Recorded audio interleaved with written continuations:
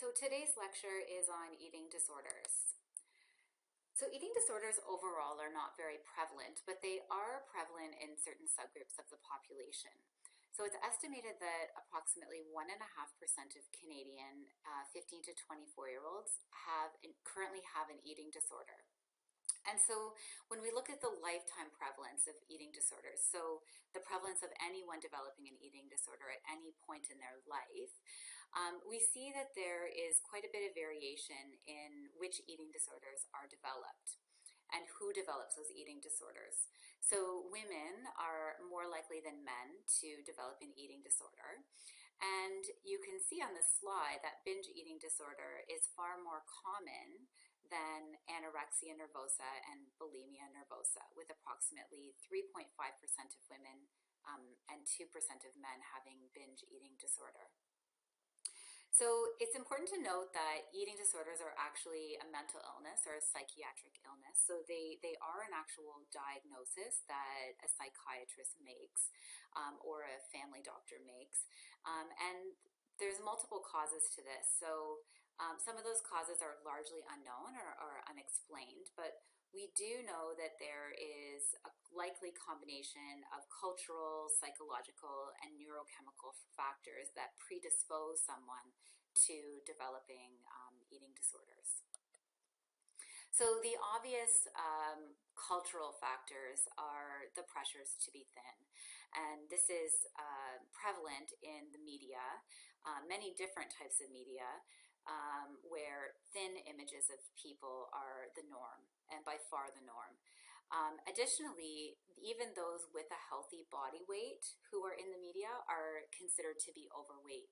And so you can probably picture or have heard some of these comments for people who, like Kelly Clarkson or Kim Kardashian, who may be considered slightly overweight, whereas they actually do have a healthy body weight, but it's relative to the other images that you may see or individuals you may see. They are considered culturally as being overweight, even though that is not truly the case. There are several psychological and behavioral factors that indicate that somebody may be at risk of an eating disorder, like unhealthy actions to lose weight, so being highly restrictive or exercising excessively. Energy restriction followed by binging may be an indicator that somebody has an eating disorder or is at risk of developing an eating disorder. And certainly patterns of weight cycling, so rapid increases or decreases and frequent increases and decreases in weight loss and weight gain are an indicator. And of course, neurochemical factors certainly come into play, which predisposes individuals to developing eating disorders with the exposures that I've just mentioned. And as I indicated earlier, eating disorders are not psychiatric diagnoses, so psychiatrists and family doctors are the ones who do make a diagnosis. And it's not a nutritional diagnosis, but it's relevant for this course because there are many nutritional problems associated with eating disorders, and certainly the signs and symptoms are nutritional in cause. So today we're going to review these 4 different types of eating disorders, those in athletes, anorexia and bulimia nervosa, as well as binge eating disorder. So we're going to take a case study approach to this. So this is our first case study individual.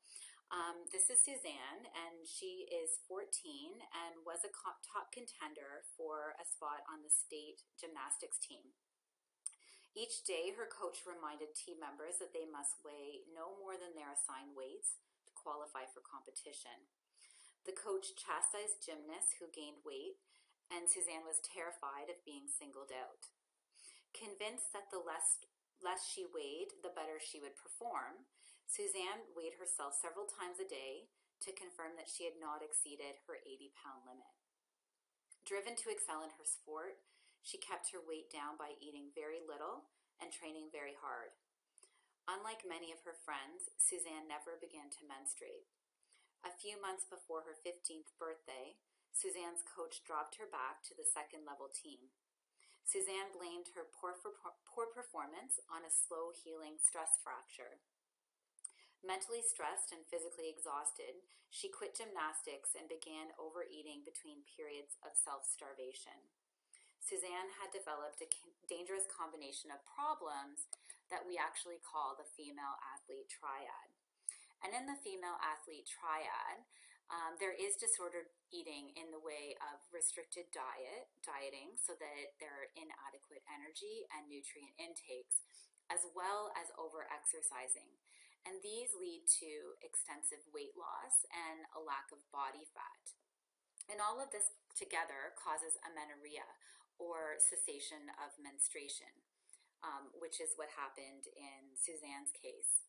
Additionally, the amenorrhea, which causes a disturbed hormonal balance, as well as the distorted eating, so inadequate intakes, both cause osteoporosis. So calcium begins leaching from the bones.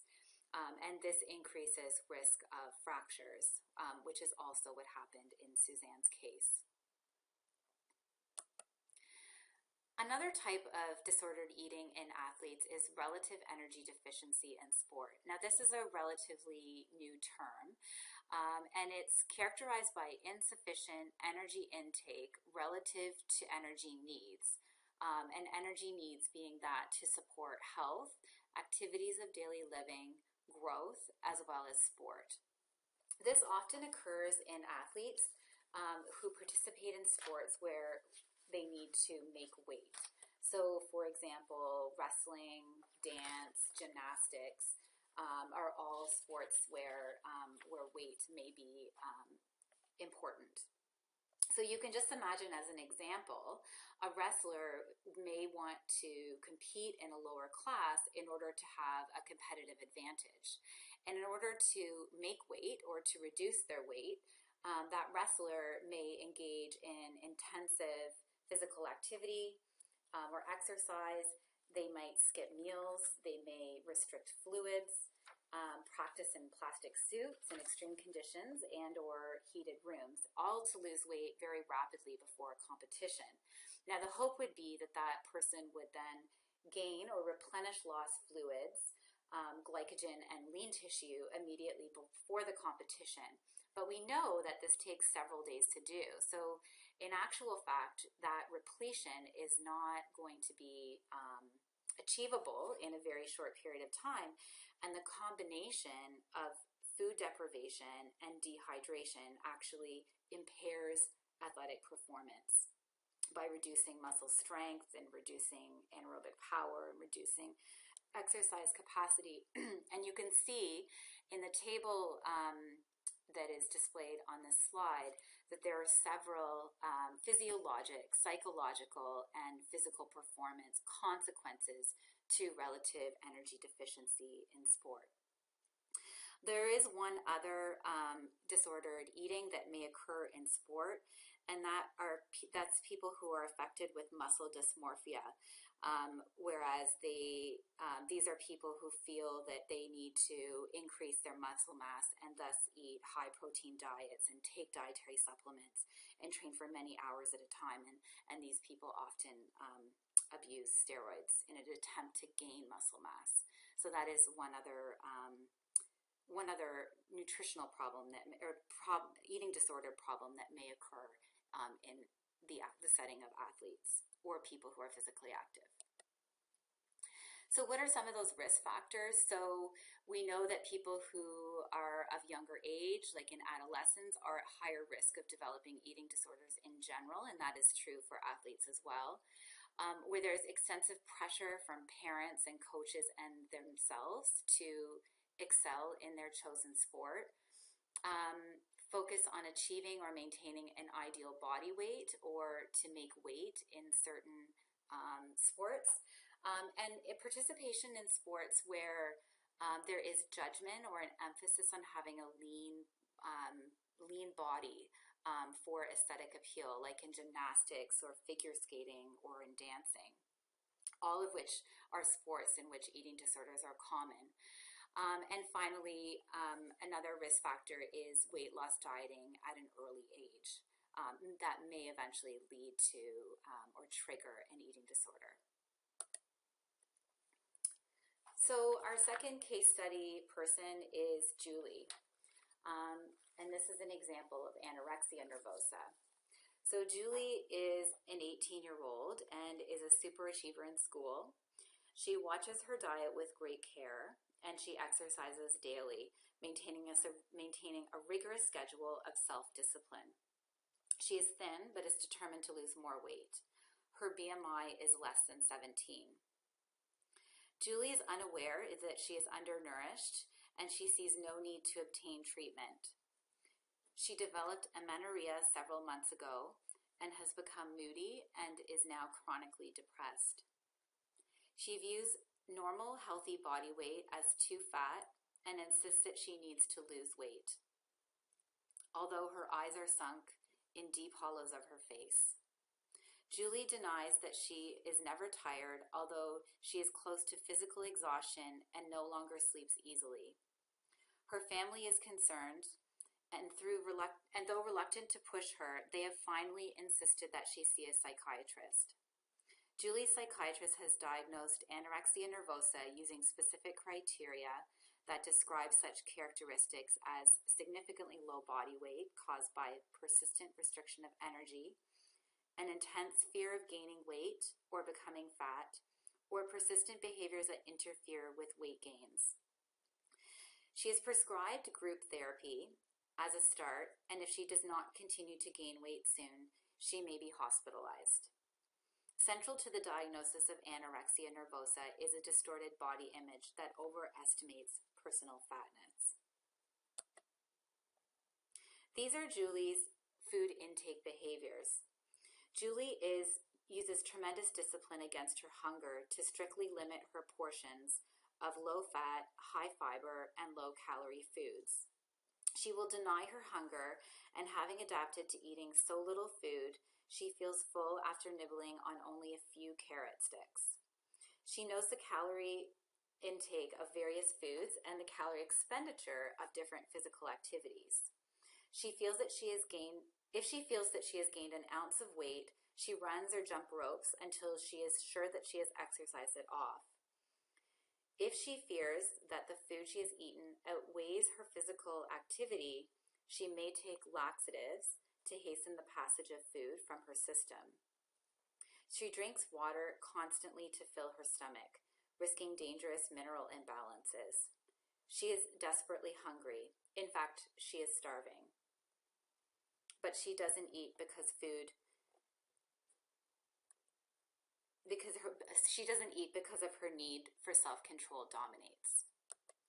So these are the clinical signs and signs and symptoms for diagnosing anorexia.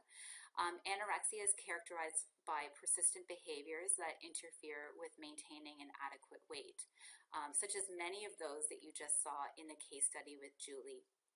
So including restricting food, compensating for food intake with intense exercise, and possibly even purging through self-induced vomiting or misuse of medications like laxatives and diuretics. In anorexia, there's an extremely powerful fear of gaining weight or becoming fat, and that is what dominates all of their behaviors. Importantly, also, the person does not fully appreciate the seriousness of their condition, and there are many adverse consequences to anorexia, and when absolutely severe, can lead to cardiac arrest or suicide or other causes of death. In fact, among all psychiatric illnesses, anorexia is the psychiatric illness that is associated with the highest rates of mortality. There are other common symptoms that occur with anorexia nervosa, some of which were seen with our case study patient, Julie. And this includes depression and anxiety, obsessive compulsive disorder, and these people often withdraw socially. They can be irritable, so they're hungry. They often suffer insomnia and may have an intense preoccupation of food. These people often have reduced feelings of self-efficacy. They may have a rigid or all or none thinking and have a strong desire for control over themselves and over their environment. And these people are often labeled as perfectionists or type A individuals. Not that all people who are labeled type A or who have perfectionist qualities will be at risk for anorexia, but certainly those who have anorexia nervosa often or usually exhibit these symptoms. There are several consequences to anorexia, health consequences. When there is a loss of lean body mass, there are detrimental effects on the body. Not only do the skeletal muscles begin to waste, but also the organs begin to waste. So as you know, the heart is a muscle, and impaired, and when the heart starts to become affected, there can be several arrhythmias that may occur, and eventually cardiac arrest in the most severe cases. Basal metabolic rate reduces so that energy expenditure is at a minimum. There are several vitamin and mineral deficiencies that may occur, and these often are visible through clinical signs and symptoms of vitamin and mineral deficiencies, including anemia, which is listed here on this slide. There may be impaired immune responses, and blood lipids usually reduce, as well as blood pressure may also be reduced. So when we look at nutritional rehabilitation for anorexia, the focus should really be on restoring balance and choosing a balanced diet. So aiming for those principles of balance, moderation, and variety. So using Canada's Food Guide to guide that, as well as to educate about proper portion sizes. And you want to ensure that that individual is consuming sufficient fluids. It's important to plan eating and to establish any needed meal support for eating. So eating frequently is often encouraged. So to have smaller meals or to include many meals with snacks throughout the day. Setting realistic weight goals is important with a focus on a healthy body composition. So to focus on the need for food and nutrients and the benefits that food and nutrients can have in order to, towards our health. So to being strong and to have a healthy immune system and to take less focus off of body fat.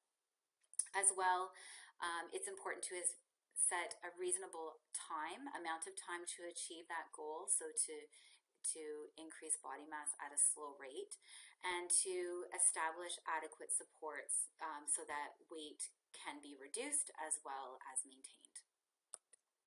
When we look at nutritional rehabilitation, there are some considerations for adults, or for athletes rather.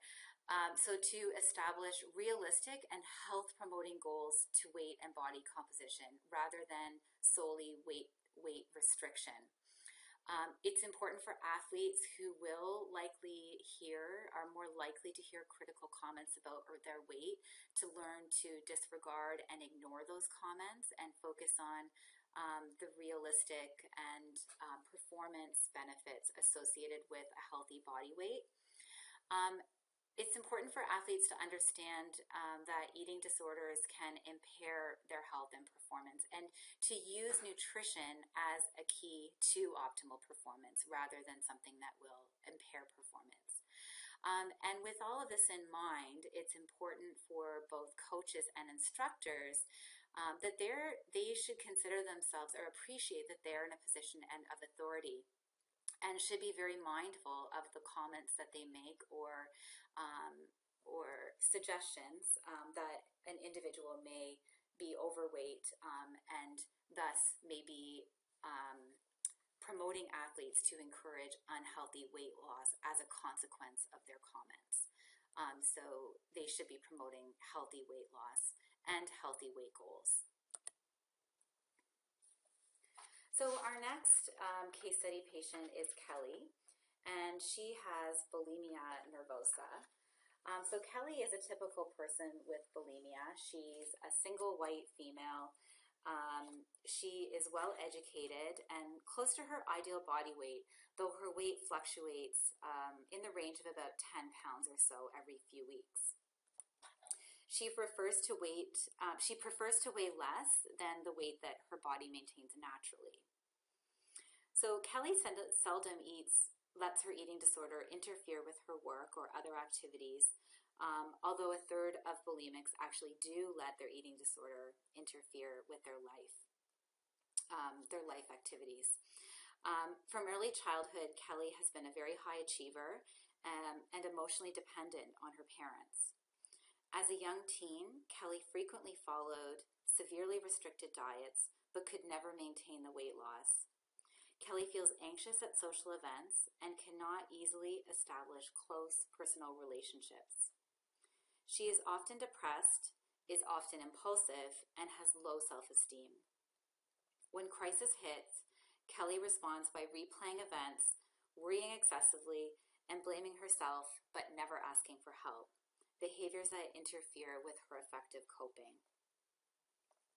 Like our case study patient with anorexia nervosa, Kelly with bulimia nervosa spends much time thinking about body image and food. Her preoccupation with food manifests itself in secret binge eating episodes, which usually progress through several emotional stages. A bulimic binge is characterized by consuming several thousands of calories in one sitting. And these are usually foods that are low in fiber, high in fat, and high in carbohydrates. And they're typically what we may consider junk foods like cakes and cookies, ice creams, and chips. After a binging episode, Kelly feels that she is fatigued. She often feels that she has a headache and nausea and pain, and as a result, purges the food from her body. So she often will go back and forth to purge through use of a laxative or purge through inducing vomiting. And importantly, these purging episodes will lead again to negative self-perception. So you can see in the lower right-hand corner that negative self-perceptions lead to restrictive dieting, which then cause binge eating, which then again lead to purging, which then again lead to negative self-perceptions. So it is an absolute cycle. These are the features of bulimia nervosa. So bulimia is diagnosed or described as recurring episodes of food restriction followed by binge eating. And so the binge eating episode, again, is characterized by first consuming an unusually large amount of food in a very short period of time. And second, the individual feels out of control over what is eaten and how much is eaten. So reoccurring behaviors that follow binging, which are meant to purge. And so, as I mentioned earlier, purging can be through the use of laxatives or vomiting, which is what our case study person, Kelly, was doing. But these behaviors can also include excessive exercise or the use of diuretics. And importantly, which we'll review momentarily, there are several adverse health consequences associated with bulimia nervosa. When bulimia nervosa is diagnosed, the restricting, binging, and purging cycle occurs at least 1 week for 3 months. So that is required. That is the criteria that is required for a doctor to diagnose bulimia nervosa. So there are several health consequences to bulimia. Like anorexia, it can lead to a compromised immune system. It very often leads to fluid and electrolyte balances that are caused by vomiting and or diarrhea, which is caused by laxative use. And these electrolyte imbalances can disrupt heart rhythms and cause injury to the kidneys. Finally, vomiting has several adverse effects. and these effects are very common among bulimics, including irritation to the upper GI tract as a result of the stomach contents. It can cause painful sores in the mouth, erosion of the teeth, and dental caries. So often people who have bulimia have a lot of dental problems. These are the nutritional treatments for bulimia, nutritional rehabilitation for bulimia nervosa. So it's really important for these individuals to plan. So to establish regular eating habits, often what's recommended is that they record their plans in a diary for their meals and snacks for the day or for a week. Often these meals and snacks, if they're eaten at a table using utensils, that often can restrict that binging behavior, as well as restraining from finger foods. Again, so using those utensils can limit the rate at which food is consumed. And these individuals should be discouraged from dieting or skipping meals, so sticking to those planned behaviors. When it comes to nutrition, of course, eating a balanced diet at regularly timed intervals consisting of a variety of foods. So again, like anorexia, focusing on a balanced diet that has adequate nutrients that can be achieved using dietary patterns like Canada's Food Guide. To prolong eating time, individuals with bulimia can include foods like raw vegetables, salad, or fruit. So again, this will restrict the rate at which they can consume food. Additionally, if they increase bulk by choosing whole grain, high fiber bread, cereals, rice, and pasta, those foods are more filling, as well as foods that are high in fat and protein will also be more filling and add more bulk and make them feel full after eating. So it will reduce the amount of food that is consumed in any given setting.